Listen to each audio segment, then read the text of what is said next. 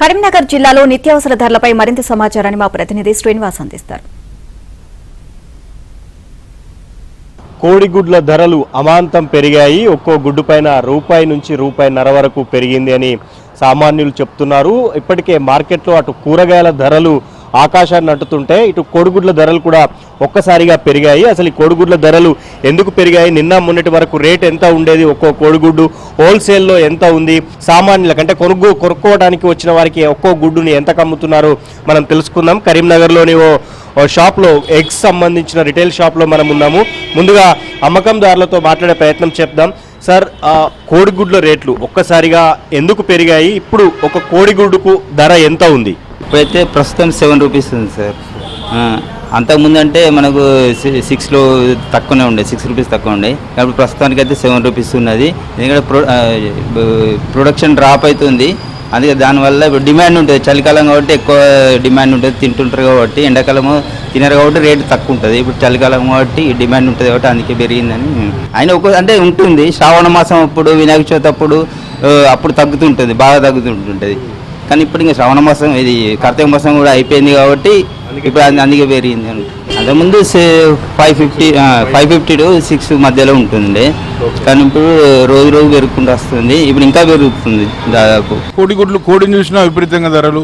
సామాన్య మానవులైన మేము కోడిగుడ్డుతో తృప్తిపడి కొంచెం ఎనర్జెటిక్గా ఫుడ్ తినాలని డాక్టర్లు చెప్తారు, పాలు తాగాలని డాక్టర్లు చెప్తారు. కోడిగుడ్లు తిందామంటే ఈ గుడ్లు విపరీతంగా రేట్లు పెరిగి ఆ గుడ్లు కొనుక్కోవడానికి కూడా కొద్దిగా ఇబ్బందికరమైన పరిస్థితులు ఏర్పడుతున్నాయి. మరి ఈ రకంగా ధర ఎట్లా ఎందుకు పెరుగుతున్నాయి అనేటువంటిది మరి అర్థం కావట్లేదు. మొన్నటికి మొన్న 6 రూపాయలు, 5 రూపాయలు, 6 రూపాయలు ఉన్నది, ఇప్పుడు 7 రూపాయలకు వచ్చింది.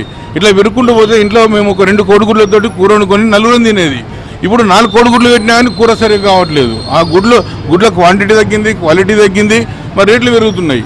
కోడిగుడ్డు ధర ప్రతిరోజు పేపర్లో ఇస్తారు. అయితే కోడిగుడ్డు ధర నియంత్రించాల్సింది ప్రభుత్వం.